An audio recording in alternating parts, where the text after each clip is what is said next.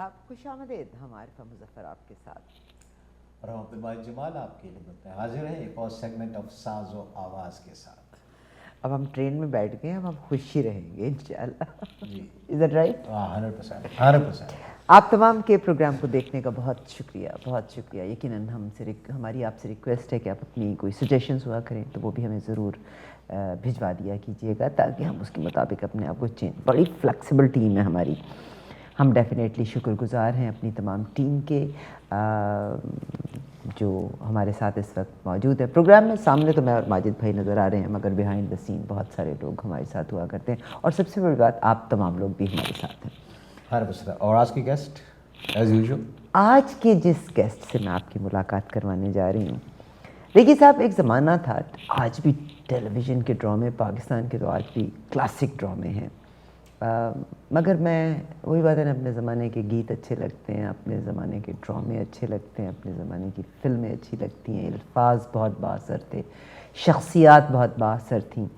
आज हमारे स्टूडियो में एक मेहमान मौजूद हैं जिनसे मुझे मिलना बहुत अच्छा लगा और सोचा कि आपसे भी मुलाकात करवाई जाए। सैयद मोहम्मद बाक़िर साहब हमारे साथ यहाँ तशरीफ़ रखते हैं।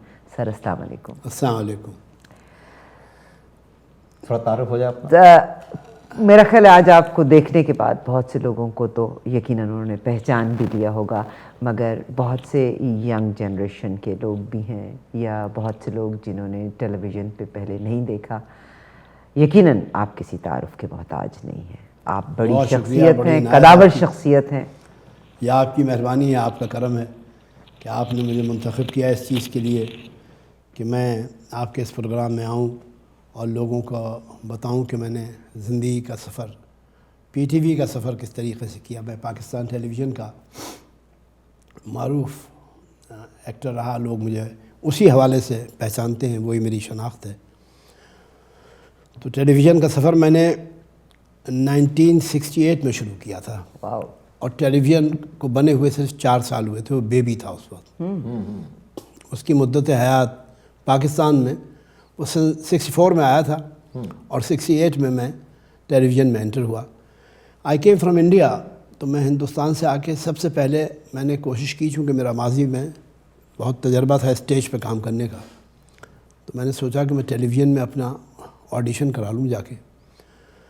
तो वहाँ जो प्रोग्राम मैनेजर थे नासिर साहब, वो भी इंडिया ही के थे, तो मैंने जब उनसे कहा कि मेरा ऑडिशन कर लीजिए टेलीविज़न के लिए, तो कहने भाई जो हिंदुस्तान से आता है अपने आप को दिलीप कुमार ही समझता है। तो मैंने कहा नहीं, मैं दिलीप कुमार नहीं समझता, हरज क्या है, आपको तो फ्रेश ब्लड चाहिए ही ना, अच्छे अच्छे आर्टिस्ट चाहिए जो भी, शायद मैं आपके किसी काम आ जाऊँ। तो उन्होंने MNH मरहूम से, हमारे सीनियर प्रोड्यूसर थे, उनसे कहा कि इनका आप वो दे दीजिए ऑडिशन हुआ, मैं टॉप ऑफ द लिस्ट, मेरा नाम आ गया माशाअल्लाह। बग़ैर, मैं किसी को जानता भी नहीं था, उन्होंने खुद ही इंडिपेंडेंट लिया। उसके बाद मैं ये समझा कि लो भाई ऑडिशन में तो मैं अब कामयाब हो गया, अब धड़ाधड़ में ड्रामे करूँगा, मेरे पास बहुत ड्रामे आएंगे करने के लिए। मुझे किसी ने पूछा ही नहीं। ऑडिशन के बाद सन्नाटा, बिल्कुल गायब। तो मैंने कहा यार ये तो अजीब मामला है, यहाँ कोई पूछते ही नहीं।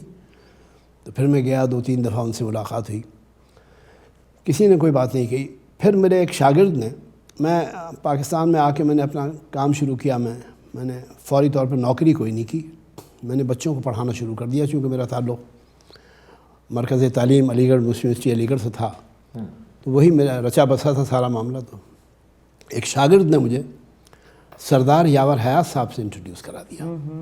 अभी 2 दिन पहले उनका इंतकाल राजन मल के आपने जब ये सिलसिला गुफ्तगू शुरू किया तो मैं आपको रोकना नहीं चाहती थी। वी आर डेफिनेटली सैडन्ड कि पाकिस्तान इंडस्ट्री का एक बड़ा नाम, बहुत बड़ा नाम था, बहुत बड़ा नाम किया, बहुत बड़ा, उनको जन्नतुल फिरदौस वो इंशाअल्लाह नज़ीर अल्लाह ताला उनको अपने गरीक़ रहमत में रखेगा, आमीन आमीन। वो मेरे इंट्रोड्यूसर हैं। उन्होंने मुझे पहला ड्रामा जो मैंने किया वो डॉक्टर अनवर सज्जाद का लिखा हुआ था, परस्तार और गुलाब। तो मुझे अच्छी तरह याद है, मैं बहुत से स्टेज ड्रामे कर चुका था हिंदुस्तान में, लेकिन जब टेलीविज़न पे कैमरे के सामने पहली दफ़ा आया तो मेरे हाथ में जो प्याली थी वो लाइव प्रोग्राम होता था, उसमें कोई कटिंग शटिंग नहीं होती थी, एडिट होने का कोई कॉन्सेप्ट नहीं था। तो मेरा हाथ जो है टिक टिक टिक टिक टिक टिक करके वो प्याली बजने लगी। حالانکہ تو آپ جوان تھے. ہاں ہاں، لیکن نہیں وہ کیمرے کا خوف، اچھا. وہ کیمرے کا ایک وہ تھا سائیکالوجیکل. اور وہ چیز جب میں نے ڈرامے میں دیکھا تو باقاعدہ اس میں آواز آ رہی تھی ٹک ٹک ٹک ٹک ٹک.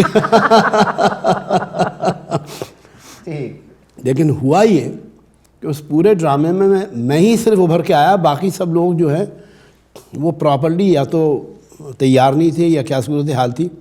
وہاں سے مجھے کلک ملا، اور میرا جو دوسرا ڈرامہ تھا وہ ٹوٹو بھائی تھا. اشفاق صاحب مرحوم نے لکھا تھا. اشفاق صاحب مجھ پہ بڑے کریم، بڑے رحیم، بڑے پیارے انسان تھے، میرے بڑے گہرے دوست تھے، بڑے پیارے انسان. انہوں نے ٹوٹو بھائی لکھا. بس وہ ڈرامہ جو تھا وہ اتنی زور سے ہٹ ہوا کہ جب میں ڈرامے کے آن ایئر آنے کے بعد مال روڈ پر آیا تو چاروں طرف سے لڑکیوں اور لڑکیوں کا ایک ہجوم میرے چاروں طرف کا، آٹوگراف سر آٹوگراف سر آٹوگراف. تو میں نے کہا اچھا بھائی، اب میں سب کو آٹوگراف دے رہا ہوں. مجھے بڑا پرائز فیل ہو رہا تھا. میں نے کہا بھائی، اب وہ ہندوستان کے جو بھی حال میں پریزیڈنٹ تھے عبدالکلام، وہ کہتے ہیں کہ اگر سگنیچر آٹوگراف میں بدل جائیں تو یہ سب سے بڑا سائن آف سکسیس ہوتا ہے. اچھا. یہ سائن آف سکسیس مجھے 26 سال کی عمر میں مل گیا تھا کہ میں آٹوگراف سائن دے رہا تھا وہاں پہ لوگوں کو. یہ میرا اس طرح سفر ہوا. اور پھر اس کے بعد ظاہر ہے کہ پھر قلعہ کہانی ایک ڈرامہ آیا، سیریل آیا. اس کے اندر میں نے ایک ہندو کا رول کیا، ہندو جوتشی کا رول کیا. تو وہاں زینو کرٹک تھے ایک بہت بڑے، پاکستان ٹائمز میں لکھتے تھے. انہوں نے اتنا بڑا پورا پیراگراف میرے اوپر لکھا اور کہنے لگے باقر علی کو پاکستان ٹیلی ویژن نے after a long time has produced such a high calibre artist. بڑا زبردست میری تعریف میں انہوں نے لکھا. وہ کسی کے لیے ہندوستان ٹائمز نے، پاکستان ٹائمز میں زینو کرٹک تھے. اچھا. اور وہ کسی کی پرواہ نہیں کرتے تھے، سب کو کرٹک تھے بہت بڑے. صحیح. اب کرٹک کسی کی تعریف کر دے تو وہ میرے لیے بہت بڑا سرٹیفکیٹ تھا کہ مجھے اپروول مل گئی. اس کے بعد پھر میں نے بہت ڈرامے کیے. تقریباً میں نے پاکستان میں 45 سال میں 250 سے زیادہ ڈرامے کیے. اس کے بعد پھر میں 2000 کے بعد ایڈورٹائزمنٹ کا وہاں بڑا زور ہوا تو مجھے مختلف برانڈز کے لیے، پروڈکٹس کے لیے انہوں نے اپنا ایمبیسڈر بنا دیا کہ آپ ہمارے ایڈورٹائزنگ ایمبیسڈر ہیں، آپ اس کو کیجیے. یہ سلسلہ پاکستان ٹیلی ویژن کا. آپ اگین دیز ٹو ڈفرنٹ، ایک تو اسٹیج کی اداکاری ہے، ایک ٹیلی ویژن کی اداکاری ہے. کیا فرق ہے اور کیا آپ نے کہاں زیادہ کامیابی حاصل کی؟ مجھے کامیابی دونوں جگہ ہوئی، اسٹیج پر بھی ہوئی اور ٹیلی ویژن پہ بھی ہوئی. اسٹیج جو ہے اصل میں تو اسٹیج ہی میڈیا ہے. اخبار اور ٹیلی ویژن تو ایمپلیفائرز ہیں اس کے. انسٹنٹ رسپانس اسٹیج پہ وہ نہیں، اصلی چیز تو میڈیا وہی ہے. آج پریزیڈنٹ اوباما بھی اسٹیج پہ کھڑے ہو کے تقریر کر رہے ہوتے ہیں. آپ کا ٹیلی ویژن اور یہ سب چیزیں انہیں ایمپلیفائر کر دیتا ہے، پوری دنیا کو پہنچا دیتا ہے. ورنہ بیس تو اسٹیج ہی ہے نا. اسٹیج پر آپ یہ نہیں کر سکتے کہ ایک ایک ڈائلاگ یاد کریں اور ایڈٹ ہو رہا ہو. وہاں پورے کا پورا اسکرپٹ یاد کرنا پڑتا ہے. میں 5 ریڈنگ میں پورا اسکرپٹ یاد کر لیتا تھا. مگر اس کے اندر پھر اکثر ایسا بھی ہوتا ہے کہ فی البدی آپ کو کچھ کہنا پڑے. ہاں وہ اس کی پریکٹس ہو جاتی ہے. وہ آدمی بولتا ہے پھر وہ تو انسان جو انٹیلیجنس ہے نا. اور آپ کو میں بتاتی ہوں اسٹیج پہ بھی اور مزاح میں بھی، مزاح is a subject of an intelligent person. ہاں عام آدمی کے بس کا روگ نہیں، عام آدمی کے بس کا روگ نہیں. کیونکہ یہاں کہا جاتا ہے، یہاں کی انڈسٹری میں، کہ in order for you to come to big movies وغیرہ میں یا ٹیلی ویژن پہ، تو you have to start from the stage. Stage جو ہے وہ بیسک انسٹیٹیوشن ہے. اس کے بغیر آپ کچے پکے ہیں ہر جگہ. اسٹیج پر اگر آپ ہیں تو بہت پکے آدمی ہیں. اس لیے کہ وہ فی البدی کا کھیل چلتا ہے وہاں پر. ہاں، اگر آپ بھول گئے، کوئی اسکرپٹ سے آؤٹ ہو گئے کہیں، تو پھر اب آپ کا کمال ہے کہ اسے کیسے ان کرنا ہے. سر میں تو نا پچھلے 16 سال کا، میرا ٹیلی ویژن ریڈیو سے پچھلے 16 سال کا تعلق ہے. میں نے 16 سال میں چیزوں کو بہت تبدیل ہوتے دیکھا. ہم مٹیریل کو ڈھونڈنا پڑتا تھا، کتابیں لینی پڑتی تھیں، مگر پھر گوگل زندہ باد اور انٹرنیٹ زندہ باد، چیزیں بہت آسان ہوتی چلی گئیں. آپ نے 68 میں جب شروع کیا اور آپ نے کہا کہ ٹیلی ویژن پہ بھی جب ہمارے پروگرام ہوتے تھے تو ایڈیٹنگ وغیرہ نہیں ہوا کرتی ہوتی تھی، اس کے بعد پھر آگے آگے چیزیں ایڈوانس ہوتی چلی گئی، تو پھر تو آپ کے لیے پیس آف کیک ہوتا چلا گیا ہر چیز. بالکل ایسے ہی. وہ اس کے بعد تو یہ ہونے لگا نا کہ ایک ڈائلاگ کے بعد کٹ، ایک ڈائلاگ کے بعد کٹ، وہ ایڈٹ ہو رہا ہے. لیکن شروع میں تو یہ نہیں ہو رہا تھا. شروع میں تو یہ ہوتا تھا 15 منٹ کا ایک سین ہے، اب 15 منٹ میں ہی کرنا ہے، وہ 15 منٹ میں ہی کرنا ہے. تو وہ ایک دفعہ یہ ہوا کہ سردار یاور حیات صاحب ایک ڈرامہ کرا رہے تھے، تو وہ 15 منٹ کا سین تھا پورا. اس میں محسن رضوی ہمارے ایک بڑے اچھے آرٹسٹ تھے، بکریاں ان کے پاس تھیں، سیلاب کا سین تھا، وہ بکریاں رکھے. تو وہاں سے انہوں نے مائک بند کر کے سین کاٹا اور کہنے لگے محسن بھائی آپ سے اچھی تو یہ بکریاں ایکسپریشن دے رہی ہیں، یہ آپ کیا کر رہے ہیں. تو وہ اب اس کے بعد ان کو بڑی قباحت ہوتی تھی یہ کہ یار اب یہ پورا 15 منٹ کا سین دوبارہ چلے گا. ہاں تو وہاں کوئی اس طرح گنجائش نہیں تھی کہ غلطی کی کوئی گنجائش نہیں ہے. بعد میں اب تو پھر یہ بہت آسان ہو گیا، کوئی مسئلہ نہیں ہے. چیزیں زندگی میں آسان ہوتی چلی، زندگی میں آسان ہوتی چلی گئی وداؤٹ اینی سفارش کے آپ انٹر ہوتے ہیں. ماشاءاللہ آپ نے بہت نام بھی کمایا. دیکھیے سفارش کا جہاں تک تعلق ہے، یہ واحد کام ہے پرفارمنس کا کہ اس میں دلیپ کمار اپنے سگے بھائی کی سفارش نہیں کر سکا. ناصر خان وینٹ اٹر فیلئر، سگا بھائی تھا ان کا. اس میں سگے بھائی کی بھی سفارش نہیں ہو سکتی. بس جو چلے گا وہ چلے گا، جو نہیں چلے گا وہ نہیں چلے گا. امیتابھ کا بیٹا تو چل گیا. امیتابھ کا بیٹا بڑے دھکے کھا کے چلا، چانسز بہت ملے اسے. اگر اتنے چانسز نہ ملتے، سفارش تو ہوئی نا وہ. نہیں وہ ہے نا، it's very rare though, it's very rare. اور وہ اتنا نہیں چلا جتنا امیتابھ چلا ہے. ہاں اس کا کمپیریزن نہیں کر کوئی کمپیریزن نہیں ہے. مگر اب اس کے بعد وہ اس کی تو لاٹری نکل آئی نا کہ پہلے باپ تھا، پھر اس کے بعد ایشوریا رائے بیوی بھی اس کو باپ نے وہ چن کے دی جو کہ سونے پہ سہاگا. اب میرا دوست جو ہے وہ میرا سارا بیک گراؤنڈ ہی کلچرل ہے. جاوید اختر جو ہے وہ میرا بڑا گہرا دوست ہے، شبانہ کا شوہر ہے. Is very nearest in dear. بچپن کے ہم لوگ دوست ہیں. ہم تو بیٹھ کے گانے گا. اور میرا شروع کا جو اپنی یونیورسٹی کا معاملہ تھا، جو پہلا ترانہ ریکارڈ ہوا علی گڑھ یونیورسٹی کا، اس میں موجود تھا. کوئی میوزک فنکشن جو ہوتا تھا وہ میری غزل کے بغیر شروع نہیں ہوتا تھا. صاحب اس کو یہیں سے ہی شروع کریں گے. یہ بہت خوبصورت ٹاپک ہے. کہتے ہیں ہر انسان کی شخصیت آپ کو دکھنے میں جو نظر آتی ہے، مگر اس کی تعمیر میں اس کی بنیاد کتنی اسٹرانگ ہے، ہم اس کی طرف لے کے چلیں گے. ہمارے ساتھ رہیے گا. واپس آتے ہیں ایک چھوٹی سی بریک کے بعد.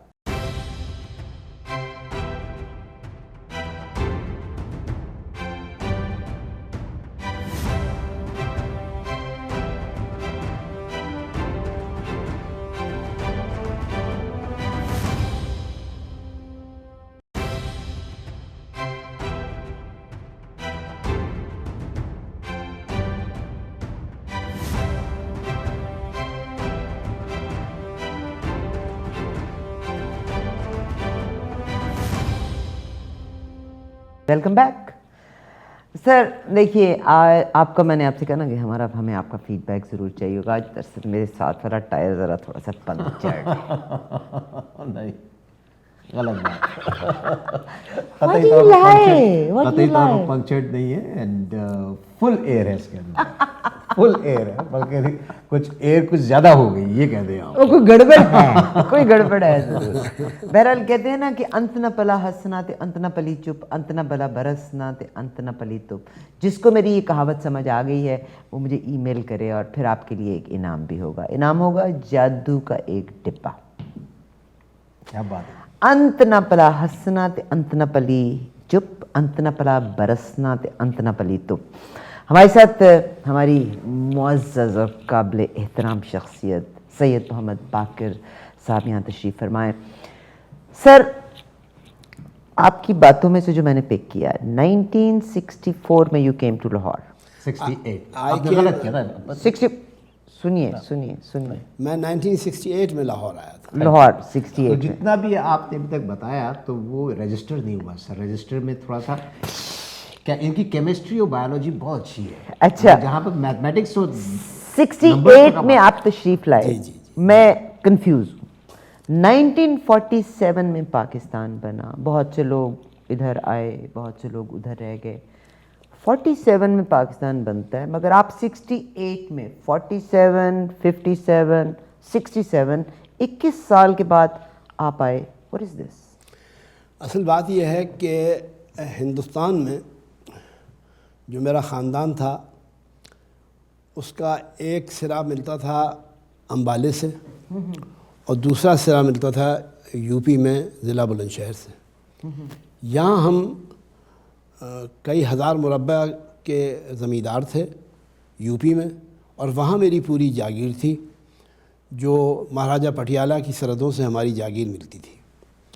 تو میرے دادا صاحب جو تھے وہ یہاں راجہ تھے, وہاں میر آف گڑھی کٹاہا تھے. ان کا ایک بہت بڑی انڈرسٹینڈنگ تھی. آپ کے سگے دادا؟ میرے سگے دادا جواہر لال نہرو کے وہ کلاس فیلو تھے. جواہر لال نہرو ان کے بہت اچھے دوست تھے. لیاقت علی خان ہر ہفتے ہمارے گھر آتے تھے مظفر نگر سے اور سہارنپور سے. تو ساری پولیٹیکل سرکل جتنا بھی تھا ہندوستان کا, بڑے سے بڑا, کانگریسی بھی اور یہ لوگ بھی, سب سے ہمارا بہت کلوز ٹرم تھا. راجستھان محمود آباد کی ہمشیرہ میری تائی ہیں. تو صورتحال یہ تھی کہ لیاقت علی خان صاحب نے بے شمار خط لکھے میرے دادا صاحب مرحوم کو کہ تم پاکستان آ جاؤ. کہنے لگے میرے پاس تو یہاں 10,000 میری رعایا ہے مسلمانوں کی, میں انہیں چھوڑ کے کیسے آ سکتا ہوں؟ میں ان کو چھوڑ کے وہاں نہیں آ سکتا. لہذا میرا خاندان کا کوئی آدمی وہاں سے نہیں آیا, اگرچہ وہ پاکستان موومنٹ میں شریک تھے. کانگریس کے ساتھ نہیں تھے میری فیملی, پاکستان موومنٹ میں شریک تھی, مگر وہ اس لیے نہیں آئے کہ اتنے ہزار مسلمان وہاں بے سہارا رہ جاتے. ان کی رعایت تھی, وہ انہیں چھوڑ کے کیسے آ سکتے تھے وہاں سے. سر آپ نے تو میرے دل کو practically now I feel the pain کہ موومنٹ میں وہ شامل تھے مگر وہ آئے نہیں کیونکہ اپنی رعایا کی وجہ سے نہیں آئے, اور ماشاءاللہ بڑا گھر تھا. تو جب آپ 68 میں پاکستان آئے تو آپ 26 سال کے تھے ایٹ دا ٹائم. 26 سال میری 68 میں, ہاں 26 سال کی ہوا تقریباً. 42 کی میری پیدائش ہے. جب پاکستان بنا تو میں 6 سال کے تھے, 5 سال کا تھا. 5 سال کے تھے.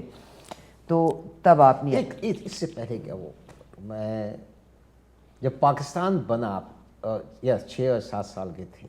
5 سال 5 سال کے تھے آپ.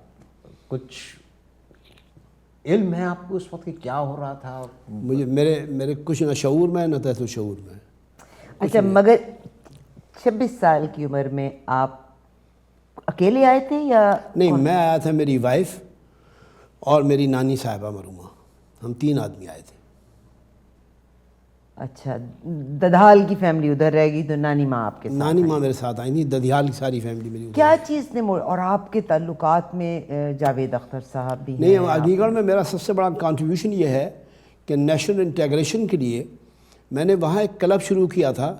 پنڈت جواہر لال نہرو یہ چاہتے تھے کہ وہاں ایک کلب شروع کیا جائے تاکہ وہاں نیشنل انٹیگریشن بچوں سے شروع ہو. تو میں نے وہاں ایک کلب شروع کیا تھا بال برادری کے نام سے. 40 کلب میں نے وہاں بنائے تھے. مولانا ابوالکلام آزاد سے ملاقات ہوئی اسی وسیلے سے.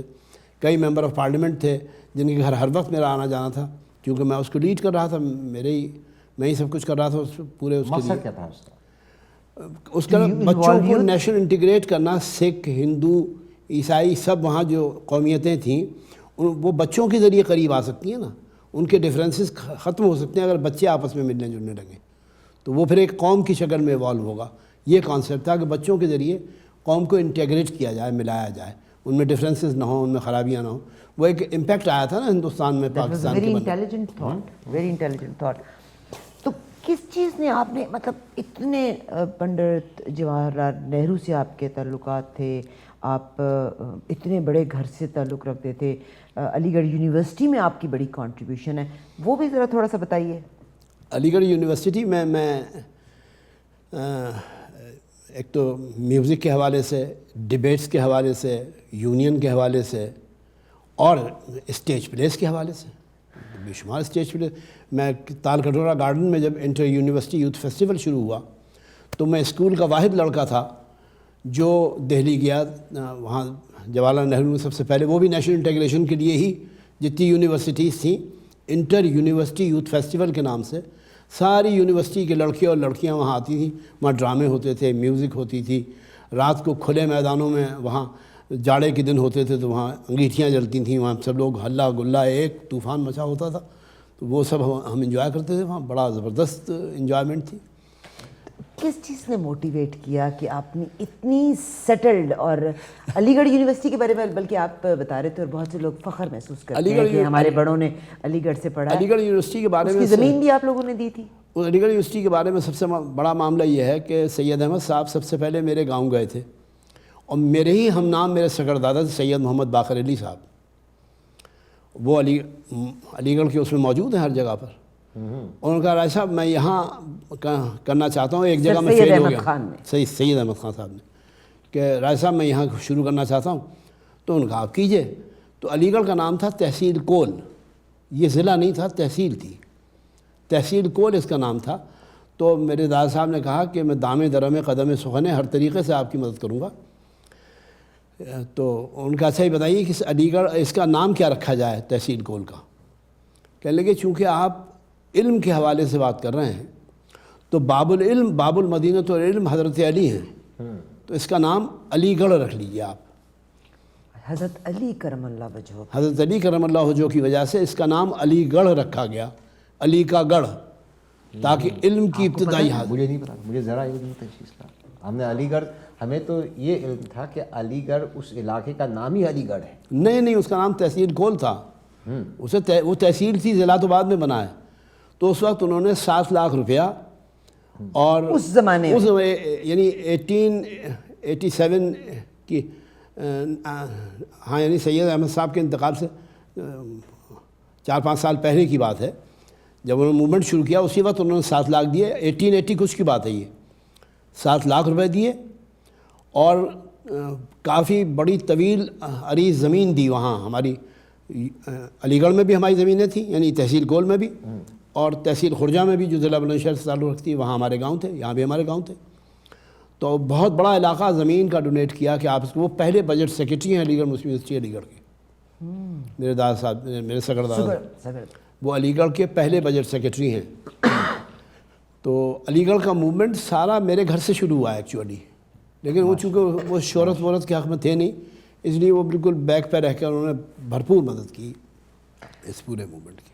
تو 26 سال کی عمر میں جب آپ نے اتنی فیم، اتنی ڈیپ گراؤنڈز چھوڑ کے، کس چیز نے موٹیویٹ کیا تھا کہ آپ اپنی بیگم اور نانی اماں کے ساتھ پاکستان میں؟ یہ ایسا خطرناک سوال ہے کہ جب بھی یہ سوال مجھ سے پہلے بھی کیا گیا، پاکستان میں بے شمار لوگوں نے کیا، مجھے کئی لوگ یہ سمجھتے رہے کہ میں ہندوستان کا سیکرٹ ایجنٹ ہوں، جو میں یہاں آیا ہوں، اس بیک گراؤنڈ کے ساتھ آنے کی کوئی وجہ بظاہر سمجھ میں نہیں آتی، کسی کی بھی سمجھ نہیں آتی۔ ہوا یہ کہ میں جب پاکستان آنے لگا تو فیلڈ مارشل ایوب خان کی حکومت تھی اس وقت، وہ علی گڑھ کے پڑے ہوئے تھے، اور مرتے وقت تک علی گڑھ کا ان پہ قرضہ بھی تھا، انہوں کو قرضہ لیا تھا اپنا علی گڑھ سے کی اس سے، لیکن وہ اس قرضے کا صلہ یہ تھا کہ انہوں نے بے شمار الیگیرینز کو پاکستان کی نیشنلٹی دے دی تھی۔ تو انہوں نے یہ کہا تھا کہ جو بھی سائنس گریجویٹ یہاں آنا چاہے اس کو ویلکم کریں۔ ایمبیسڈر سے میں مل کے میں آ رہا تھا واپس، بس میں بیٹھ کے میں پرانی دہلی آ رہا تھا جہاں میں ٹھہرا ہوا تھا، میرے پیچھے انٹیلیجنس کی گاڑی لگ گئی، انڈین انٹیلیجنس کی گاڑی لگ گئی۔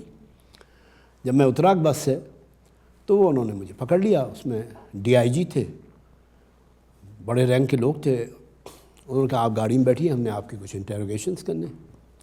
میں تھا، میری وائف تھی، میرے ماموں صاحب تھے، ہم لوگ بیٹھ گئے۔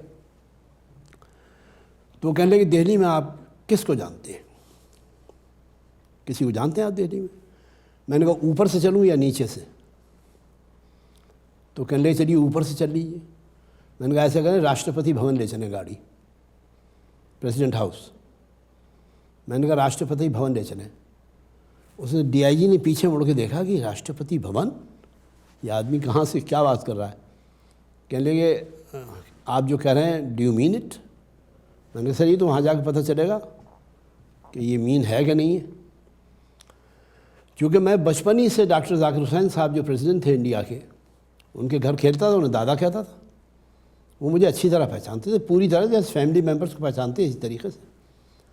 تو اس کی ڈی آئی جی کی یہ ہمت نہیں ہوئی کہ وہ وہاں جائے, کہ لے اور کس کو جانتے ہیں. تو میں نے چونکہ بال برادری کے حوالے سے ہندوستان کی راجیہ سبھا کی اور لوک سبھا کی جو ممبر آف پارلیمنٹس تھے وہ 40-45 مجھے زبانی یاد تھے. میں نے ٹھک ٹھک ٹھک ٹھک ٹھک نام لینے شروع کر دیے. میں نے کہا ان کے یہاں جس کے یہاں چلے لے چلیں, کہنے لگے اشوکا ہوٹل میں کھانا کھا لیں ہمارے ساتھ آپ. اچھا, اس نے ڈی آئی جی جو انویسٹیگیٹ کر رہا تھا اس نے کہا اشوکا ہوٹل میں, اشوکا ہوٹل میں کھانا کھا لیں. میں نے کہا نہیں بھائی مجھے گھر جانا ہے, پہنچا دیں آپ, واپس کر دیں. پھر وہ خیر مجھ سے کہنے لگا یہ بتائیے آپ پاکستان کیوں جا رہے ہیں, آپ کا اتنا سالڈ بیک گراؤنڈ ہے, آپ کی جو آپ کا سوال ہے وہ اس انٹیلیجنس والے کا بھی سوال تھا کہ آپ وہاں کیوں جا رہے ہیں. میں نے کہا بھائی میں جا اس لیے رہا ہوں کہ سن 65 کی جنگ ہو چکی تھی انڈیا پاکستان کی. اس کے بعد میں نے وہاں کئی جگہ ملازمتیں ٹرائی کیں کہ مجھے کہیں نوکری مل جائے, ملازمت مل جائے. کھانے پینے کی مجھے کوئی پرابلم نہیں تھی, لیکن چونکہ میں گریجویٹ تھا تو میں چاہ رہا تھا بھائی اس ڈگری کو کہیں تو استعمال کریں, انسان کسی سسٹم میں آئے, کچھ سیکھے کیا کرنا ہے. وہ جب میں کہیں جاتا تھا تو ظاہر ہے میں کسی حوالے سے جاتا تھا, ڈائریکٹ تو جاتا نہیں تھا. ملازمتوں میں آپ کو ریفرنسز سے اس بات کو یہیں کنٹینیو کریں گے. ہمیں اشارہ ہو رہا ہے ایک کمرشل بریک کا. ہم چھوٹی سی بریک لیتے ہیں, اس کے فوری بعد پروگرام واپس آئیں گے. Right back.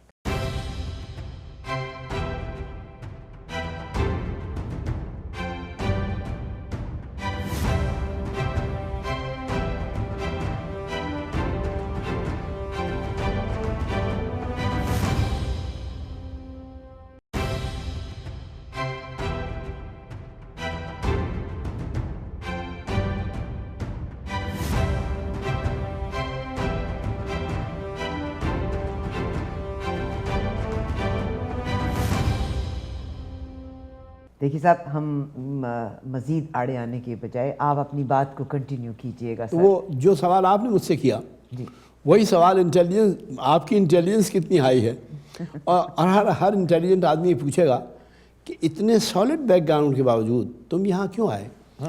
تو مجھے وہاں جواب یہ ملتے تھے, ریفرنس سے میں جاتا تھا نوکری کے لیے, تو کہتے تھے دیکھیے آپ کو ہم تنخواہ گھر بھیج دیں گے, آنے کی ضرورت نہیں, جو آپ کو جاب نہیں دیں گے, آپ اس ریفرنس سے آئیں, یہ ہمارے محسن ہیں, انہوں نے ہم پر احسان کیا ہے, آپ یہ کر دیے. میں نے کہا بھائی سنا, میں تو ملازمت اس لیے کرنا چاہتا ہوں میں کچھ لرن کروں, میں سیکھوں, میں پیسوں کے لیے نہیں کرنا چاہتا. میرے گھر پہ روٹی ہے بہت کھانے کو, میں ملازمت نہ بھی کروں تو میرے گھر ہے. ہمارے گھر میں تو ملازمت کا کانسیپٹ ہی نہیں تھا, لیکن آئی وانٹ ٹو ڈو کہ میں آرگنائز ہو جاؤں, میں مینیجڈ ہو جاؤں, میں کچھ چیزیں سیکھ جاؤں, زندگی کی تجربے آ جائیں مجھے. تو وہ وہاں کچھ اس قسم کا رویہ ہوا تھا کہ کہہ رہے ہیں کہ آپ تنخواہ لے لیجیے, گھر پہ ملازمت نہیں دیں گے. تو یہ ایک ایسا مجھے ایسا لگا کہ میں شاید یہاں چل نہ پاؤں. تو میرا ایک دوست تھا, وہ وہاں گیا پاکستان ایمبیسی میں, وہ کہنے میں پاکستان جا رہا ہوں, میرا بڑا گہرا دوست تھا. میں نے کہا چل یار میں بھی چلتا ہوں, وہاں کم سے کم یہ ہوگا کہ شاید اچھا تماشا یہ ہوا کہ پاکستان میں چھتاری فیملی کے ایک صاحب تھے جو ایمبیسڈر تھے یہاں پاکستان کے, ان سے ہمارا بڑا کلوز ٹرم تھا. وہ آئے وہاں, راحت سعید صاحب, راحت سعید چھتاری ایمبیسڈر رہے پاکستان کے. وہ انڈیا آئے تو میں ان سے ملنے گیا, میں انہوں تایا کہتا تھا, میں نے کہا تایا میں پاکستان جا رہا ہوں. انہوں نے میری پیروں تلے زمین نکال دی, کہنے لگی یار تم وہاں کیا کرو گے جا کے, فاقے کرنے, تم اتنی اچھی بیک گراؤنڈ میں ہو, تمہارا فائنینشیل بیک گراؤنڈ ہے, تمہارا سوشل بیک گراؤنڈ ہے, تمہارا کلچرل بیک گراؤنڈ ہے, تمہارا پولیٹیکل بیک گراؤنڈ ہے, یہ ساری چیزیں چھوڑ کے تم وہاں جو ادھا دھند کود رہے ہو تو وہاں کیا ہوگا. میں نے کہا بھائی اللہ مدد کرے گا, لیکن میں یقین دلاتا ہوں کہ جب میں چلا وہاں سے میرے پاس سائیکل تھی, تو مجھ سے سائیکل پہ بیٹھا نہ گیا, آہستہ آہستہ چند قدم چلا, چونکہ میں ڈیسیشن لے چکا تھا, میری ساری چیزیں تیار تھیں پاکستان آنے کے لیے. میں نے اللہ کا نام لیا, میں نے کہا اب جو ہوگا اب تو فیصلہ ہو چکا, لوٹ کر واپس چلا جاؤں میری عادت نہیں, اور کوئی ہم نوا مل جائے یہ قسمت نہیں. اے غم دل کیا کروں, اے وحشت دل کیا کروں. یہ مجاز کا ہی ترانہ تھا. مجاز ہم جاوید کے ماموں ہیں, مجاز سگے جاوید اختر کے سگے ماموں ہیں, ان سے میری پرسنل وہ تھی یہ میرا چمن ہے میرا چمن، میں اپنے چمن کا بلبل ہوں، سرشار نگاہ نرگس ہوں پابندی سرشار نگاہ، وہ ترانہ اس کا مجھے اس وقت پورا یاد نہیں آ رہا ہے.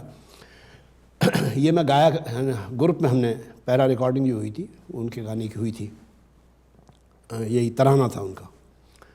تو بس یہ صورتحال ہوئی. تو آنے کا مین ریزن یہ تھا کہ مجھے یہ لگ رہا تھا کہ ہندوستان کی سوسائٹی مجھے ایکسیپٹ نہیں کر رہی ہے، وہاں کی جو معیشت ہے اور وہ معیشت مجھے ایکسیپٹ نہیں کری، ان کا معاشرہ مجھے ایکسیپٹ کر رہا ہے، وہ سب میرے ساتھ چل رہے ہیں. پاکستان میں پھر آپ کو پہلا ایکسپیرینس کیا ہوا؟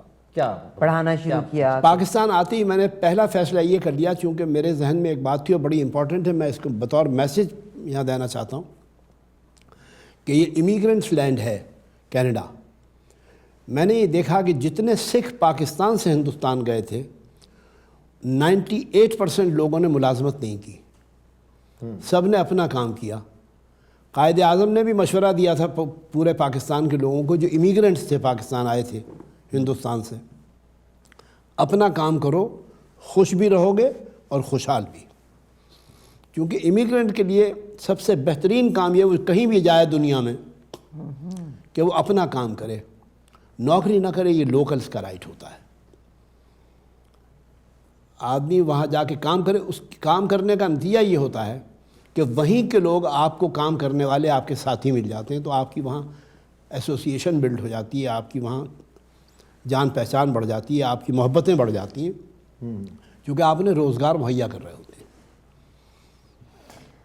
آپ نے آ کے پاکستان تعلیم پڑھانا شروع کیا؟ جو میں نے آتے ہی سب سے پہلا کام یہ کیا، میں نے پرائیویٹ ٹیوشن شروع کر دی.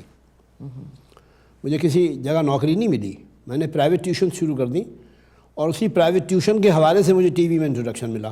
ماشاء اللہ ماشاء اللہ. وہ کیسے؟ بتائیں. میں نے بتایا نا، میرا ایک شاگرد تھا جو سردار یاور حیات صاحب کا کہیں سے رشتہ دار تھا. اس کو جب اس نے مجھ سے ساری پوچھی کہ انڈیا میں فلم ایسے ہوتی تھی ویسے، میں ساری فلمی، وہ بجائے پڑھنے کے ساری فلمی کہانیاں مجھ سے پوچھتا تھا. تو میں نے کہا یار اس کو بتاتے جاؤ ساری باتیں. تو پھر اس نے مجھے انٹروڈیوس کیا، خط لکھ کے دیا کہ آپ جائیے وہاں. تو اس کی وجہ سے میں ٹیلی ویژن میں انٹر ہوا. کبھی آپ نے ریگریٹ کیا میں انڈیا سے کیوں آ گیا تھا؟ نہیں، میں نے کبھی ریگریٹ نہیں کیا.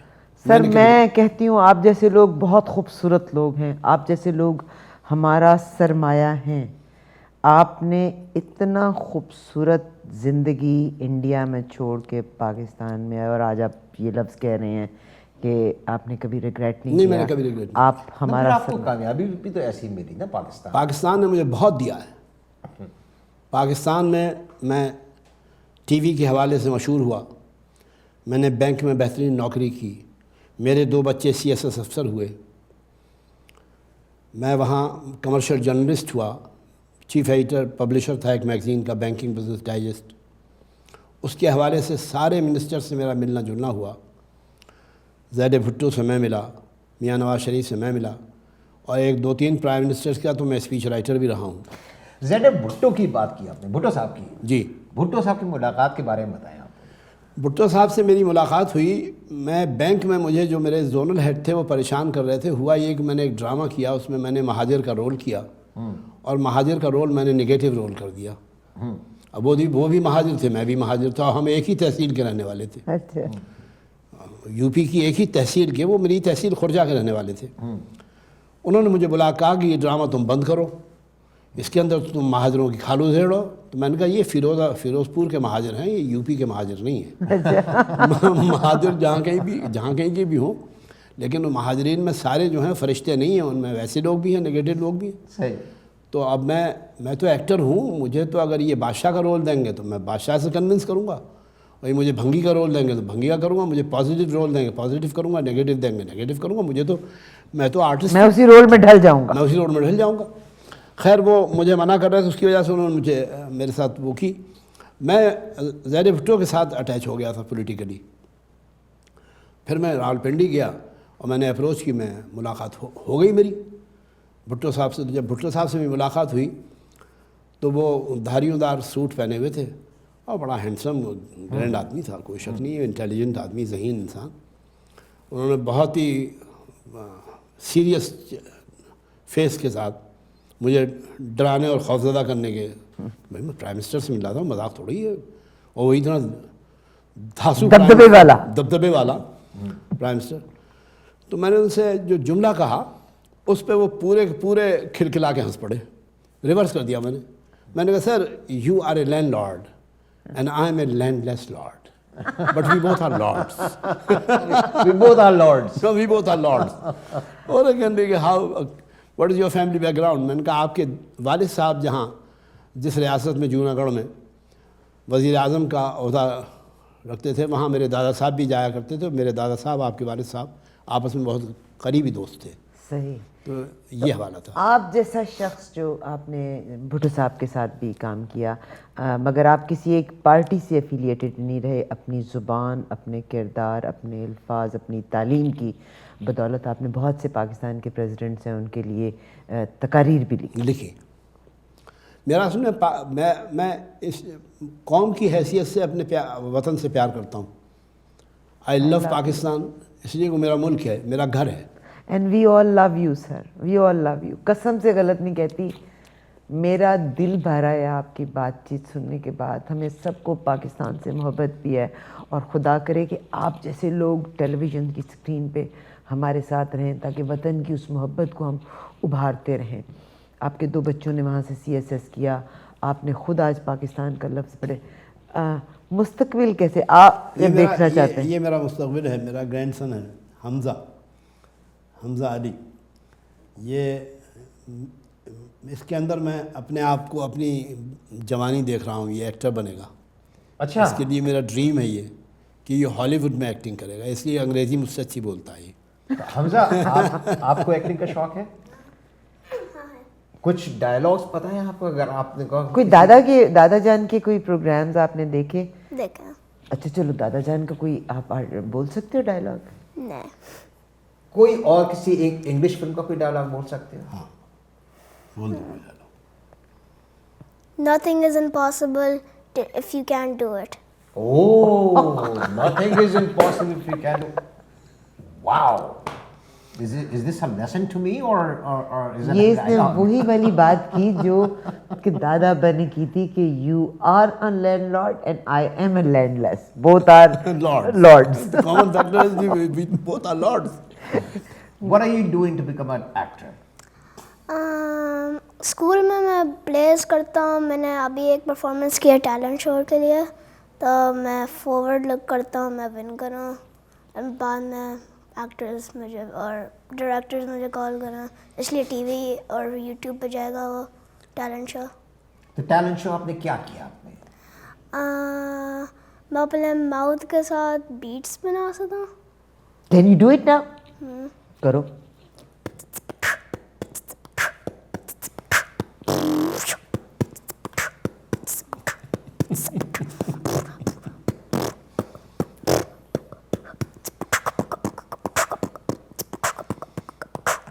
واو. آپ کر سکتے ہیں؟ یہ میں نہیں کر سکتا. جو میں کر سکتا ہوں یہ نہیں کر سکتا. بچے it's amazing. It's amazing. It is a beautiful. Is that the Who only taught you this? beat that you can میں make? کان ہلا سکتا ہوں. تم حمزہ کان ہلا سکتے ہو؟ وہ سر ہلا سکتے ہیں. بھائی آپ دونوں ایک کام نہیں کر سکتے جو میں کر سکتا ہوں. جی. آپ اپنی زبان ناک کے ٹپ پہ لگائیں. نہیں وہ نہیں ممکن ہے. چلیے آپ جی لگائیں. آپ ناک پہ ٹپ پہ لگائیں. آپ لگائیں. نو کیا اٹس آل. کیا بات ہے. کیا بات ہے. ایک دفعہ پھر سے. کیا بات ہے بھائی. اب آپ کیا کر سکتے ہیں؟ میں تو کان ہلا سکتا ہوں اپنے. ارے میرا بیٹا. اور سنا یہ it's a very intelligent people can do it. ہمارے برین میں ڈفرینٹ سینٹرز ہوتے ہیں اور یہ میملس کا ایک کریکٹر ہے. Not everybody has this talent کہ کان ہلانے کا. ہلائیے ذرا. It's a big deal. Wow. اور دونوں بیٹ کے ساتھ ہلا سکتے ہیں آپ. Look at this. ان کا پورا چہرہ. ایک سیکنڈ سر اس کا تو کلوز اپ لینا چاہیے. ادھر دیکھ کے کریں آپ. واو. یہ جو ہے یہ آپ دونوں کو ایک کے بعد ایک کے بعد دونوں کا کام. دونوں بھی ایک ایک بھی. अच्छा, एक एक भी और दोनों? और आप देखिएगा कि उनका वो और वो। आप बेटा हमजा, आप एक अपनी आईब्रो उठा सकते मैं हैं? अपने इस प्रोग्राम में एक चीज़, ओह क्या बात है जी। मैं आपको 85 का मेरा जो एक सफ़र है, जी, जो मैं हिंदुस्तान गया तो मैं बॉम्बे गया। तो बॉम्बे में मैं, मेरे उस्ताद थे, उनके घर में ठहरा, मासूम रज़ा राही, डॉक्टर मासूम रज़ा राही। वो जहाँ रहते थे, बस एक सड़क क्रॉस करने के बाद नीचे जावेद अख्तर का घर था, जो उनकी पहली वाइफ का घर था।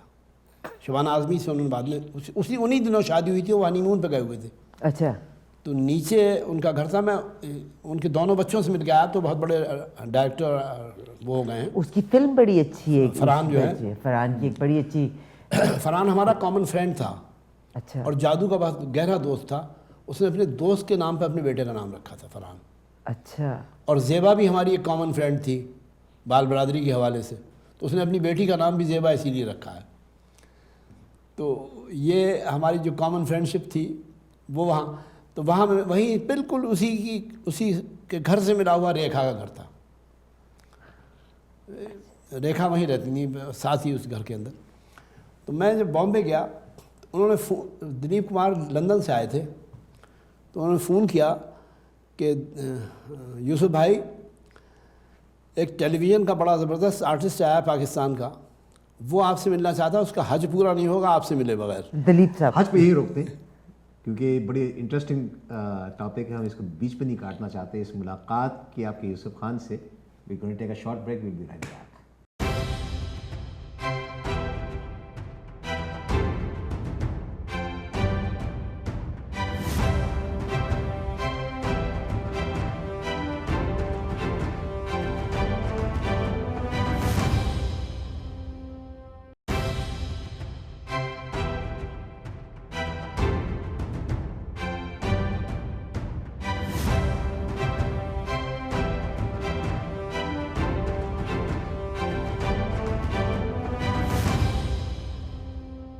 Welcome back.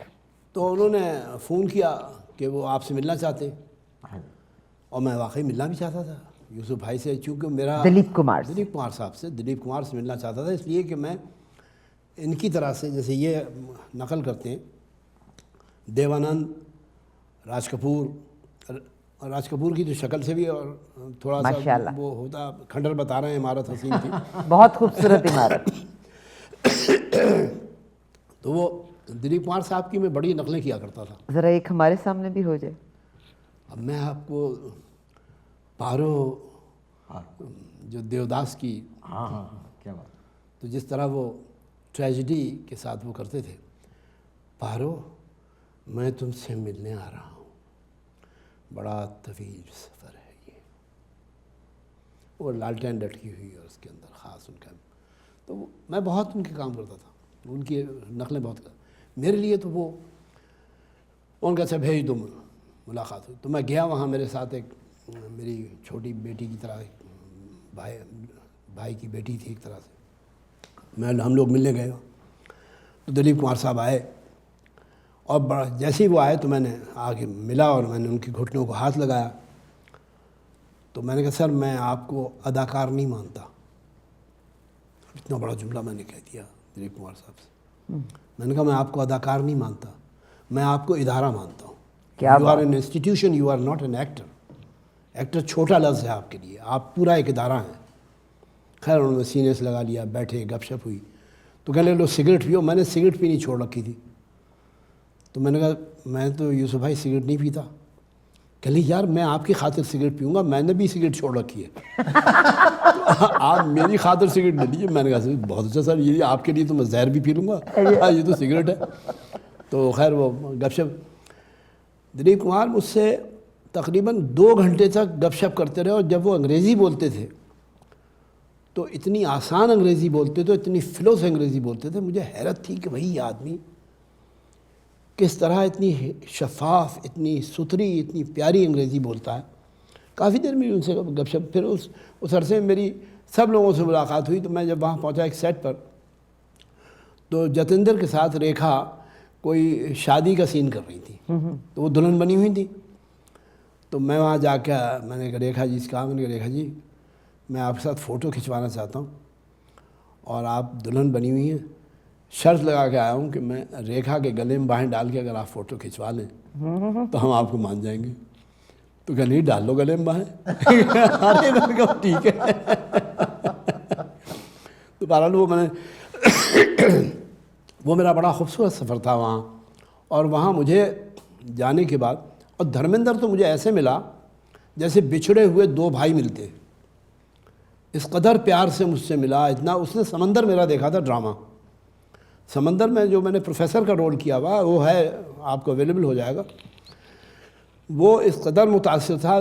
اسی پر وہاں ایک فلم بھی بنائی گئی، تو دھرمیندر نے آدمی بھیج کے بلوایا مجھے کہ بھائی انہیں بلا کے لاؤ، یہ تو پاکستان کے بڑے زبردست اداکار ہیں۔ اور پھر میں نے ان سے کہا کہ میں ہیما جی سے ملنا چاہتا ہوں، تو اس زمانے میں ہیما جی اویلیبل نہیں تھی، ہاسپٹل میں تھی۔ تو کہنے لگے وہ تو ہسپتال میں۔ میں نے کہا وہ میں نے کہا she is a dream girl and she is dream to me. تو کہنے لگے وہ تو اب نہیں مل پائیں گی آپ سے، آپ نیکسٹ وزٹ پہ آئیں گے تو انشاءاللہ آپ ہمارے گھر ہوں گے۔ تو پھر وہ دوبارہ جانا نہیں ہوا۔ تو بامبے کا سفر میرا جو ہے بہت اچھا اس نے مجھے میری اس پوری فیلنگ کو، جو اداکاری کی فیلنگ ہے، وہ ایکچولی میری ایک بہت خوبصورت جرنی تھی جس نے مجھے اپلفٹ کیا اندر سے۔ سر پاکستان کے جتنے بھی ڈرامے تھے، ابھی آپ نے کہا کہ وہاں کے بڑے ایکٹرز، دھرمیندر جی نے بھی وہ ڈرامے دیکھے اور اس کا ذکر کیا کہ پاکستان کا ایک بہت بڑا ایکٹر آیا ہوا ہے۔ پاکستان کے ڈرامے تب بھی اچھے تھے، پاکستان کے ڈرامے آج بھی اچھے ہیں، انہی ڈراموں سے بہت سے لوگوں کو کام بھی ملا انڈین انڈسٹری میں۔ فلم انڈسٹری کا جہاں تک ہے یقیناً زوال کا شکار رہی، پہلے اچھی فلمیں تھیں، پھر بہت زوال رہا، اب چند ایک بہت اچھی فلمیں پھر آئی ہیں۔ اس کی وجہ یہ ہے کہ فلم انڈسٹری میں جو زوال آیا وہ نقل کی وجہ سے آیا۔ وہ ہندوستان کی فلموں کی نقالی کر رہے تھے، تو نقل کامیاب نہیں ہوتی اصل جب تک کہ آپ اوریجنیلٹی اس میں نہیں ڈالیں گے، ٹیکنیکل نو ہاؤ نہیں ڈالیں گے۔ نقل تو ہندوستان کی انڈسٹری بھی کرتی ہے، ہالی ووڈ کی، مگر ٹیلنٹ تو بہت ہے سر پاکستان میں۔ ٹیلنٹ کی کوئی کمی نہیں ہے۔ بات ساری ٹیلنٹ کو ڈائریکشن دینے کی ہوتی ہے نا۔ اگر وہی نور جہاں جس نے ہندوستان میں گانے گائے وہ سدا بہار گانے ہیں، اور وہی نور جہاں جنہوں نے پاکستان میں گانے گائے ہیں مشہور تو ہوئے چونکہ پرسنالٹی بہت بڑی تھی، شخصیت بہت بڑی تھی، لیکن میوزک ڈائریکٹرز اس لیول کے نہیں تھے جس لیول کے انڈیا میں ان کو ملتے تھے۔ تو ان کے وہ گانے جو ہیں وہ اس طرح سدا بہار نہیں ہو سکے جس طرح ہندوستان کے گانے آج بھی سدا بہار ہیں۔ مگر پاکستان کے چند پرانے گانوں کا جب میں ذکر کرتی ہوں، شمی میرا پہ جو فلمائے ہوئے ہیں بعض گانے سر کمال کے گانے، شروع میں وہاں جب ٹیلنٹ تھا جو اوریجنیلٹی لا رہے تھے تو وہاں کی فلم چل رہی تھی، انڈسٹری بھی چل رہی تھی۔ بعد میں انہوں نے نقلیں کرنی شروع کر دی، مگر اب پاکستان کی فلم انڈسٹری نے ایک دفعہ پھر سے دم پکڑا ہے، وہ اوریجنیلٹی پہ آ گئے نا، اوریجنل۔ آپ کریٹیوٹی نے پہ آ کبھی فلم انڈسٹری میں جانے کا نہیں سوچا؟ میں نے 5 فلمیں کی ہیں اچھا، پاکستان میں، 5 فلمیں میں نے کی، زنجیر، موم کی گڑیا، خاک و خون، اور 2 نیفڈیک کی تھیں فلمیں، وہ میں نے کی۔ تو اس پہ جو ہمارے آغا ناصر تھے ان سے پوچھا گیا، فوج ایک فلم بنا رہی، فوج کے اسپانسرشپ سے ایک فلم بن رہی تھی پارٹیشن پہ، تو ایک ہندو بنیے کا رول کرنا تھا۔ تو آغا ناصر نے ان سے کہا کہ بنا بنایا ہندو بنیا اگر ہم آپ کو دے دیں کیونکہ میں نے پاکستان ٹیلی ویژن پر 5 ڈیفرنٹ ہندو رولز کیے تھے۔ میرا ہندوؤں سے اٹھنا بیٹھنا تھا، میرا ساتھ تھا، میں ان کے ساتھ تھا، بالکل فیملی ممبرس کی طرح ہم لوگ رہتے تھے وہاں ہندوستان میں، آنا جانا بیٹھنا اٹھنا، ان کی سبھیتا، ان کا کلچر، ان کی بھاشا، سب سے میں پوری طریقے سے، آج بھی میں ہندوستان میں ہندی بڑے آرام سے سمجھتا بھی ہوں، بولتا بھی ہوں، مجھے کوئی پرابلم نہیں ہوتی۔ سر آپ پاکستانی کمیونٹی جو یہاں پر ہے، آپ نے ایک آج پروگرام کے ایک سیگمنٹ میں بڑا خوبصورت پیغام دیا جو قائد اعظم محمد علی جناح کا پیغام بھی تھا، بلکہ ہاں اس سے پہلے میں آپ کو ایک اور پیغام سناتی ہوں۔ سر سید احمد خان کی داڑھی تھی اور آپ کو بھی نہیں پتا تھا، سر کیوں انہوں نے داڑھی رکھی تھی؟ داڑھی انہوں نے اس لیے رکھی تھی کہ ان کے یہاں ایک پھوڑا تھا جو یہاں نکل آیا تھا، اس کو چھپانے کے لیے انہوں نے داڑھی رکھی تھی، ورنہ اگر وہ نہ ہوتا تو وہ اتنے فارورڈ آدمی تھے، اتنے زبردست آدمی تھے کہ میری طرح وہ خود بھی کلین شیوڈ ہی ہوتے، لیکن انہوں نے داڑھی رکھی صرف اس لیے تھی کہ عیب چھپ جائے۔ تو اب اگر داڑھی اسی لیے رکھی جائے کہ ایپ چھپانے ہیں.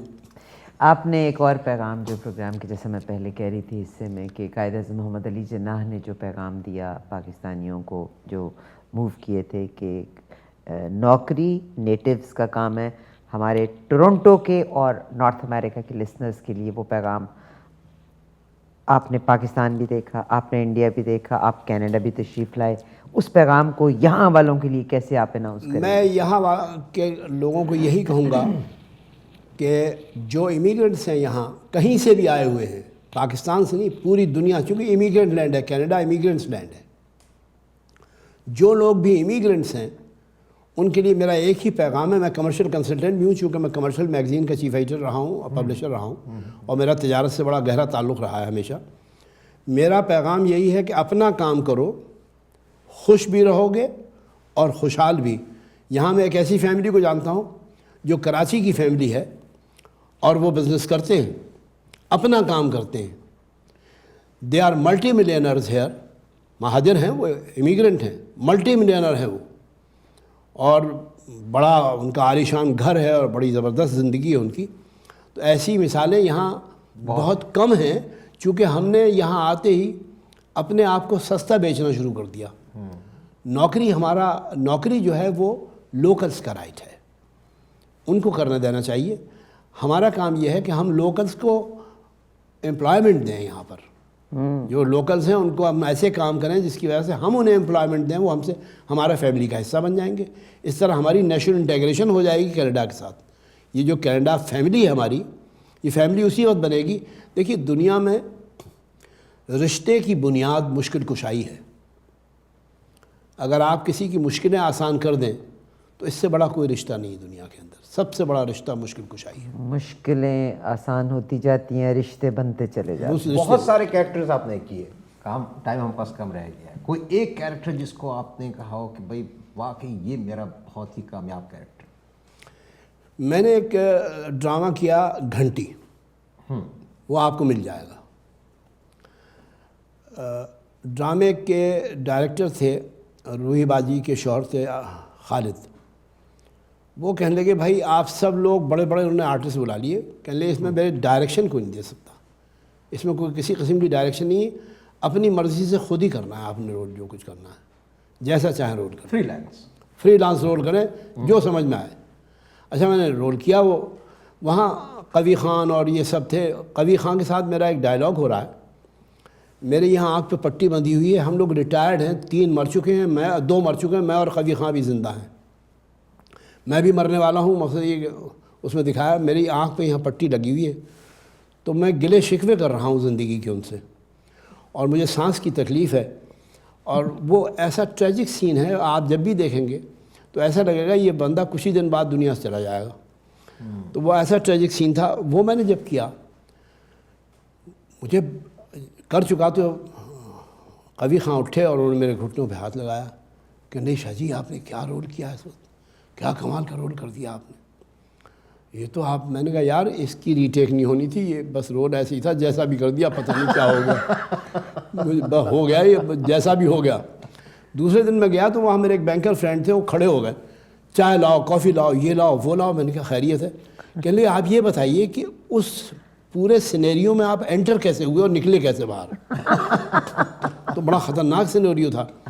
پھر BBC سے گلزار جو ڈائریکٹر ہیں انڈیا کے, انہوں نے میرا نام لے کر انٹرویو میں کہا کہ پاکستان میں ایک ٹیلنٹ ہے باقر علی کے نام سے, اس نے گھنٹی میں ایک رول کیا اور وہ رول اتنا اوریجنل تھا کہ میں آپ لوگوں کو کیا بتاؤں. اس نے اتنی تعریفیں کی وہاں گلزار نے, تو میرے لیے تو پرائڈ آف پرفارمنس ہو گیا نا وہ. سر آپ ہمارا فخر ہیں, آپ ہمارا مان ہیں, اور خدا کرے ہماری یوتھ کو آپ کی صحبت رہے. الہی آمین, الہی آمین, آمین آمین. آپ کا بے انتہا شکریہ, اور میری خواہش ہے کہ ہمارے ویورز کے ساتھ آپ کا ساتھ ضرور رہے. میری خواہش بھی اور میری دعا بھی. میں آپ کے ساتھ ہوں, ہر وقت ہوں, ہر خدمت کے لیے حاضر ہوں. میری زندگی کا موٹیو ہی جو ہے وہ خدمت کرنا ہے. بہت شکریہ. ہم پروگرام کا اختتام اپنے بیٹے کی اسی دھن پہ کریں گے. آپ کی سائے میں آپ کی وہ کہتے ہیں نا آپ کی موجودگی میں وہ بچہ انشاءاللہ will be a great actor. جی بیٹا ہو جائے پھر دھن.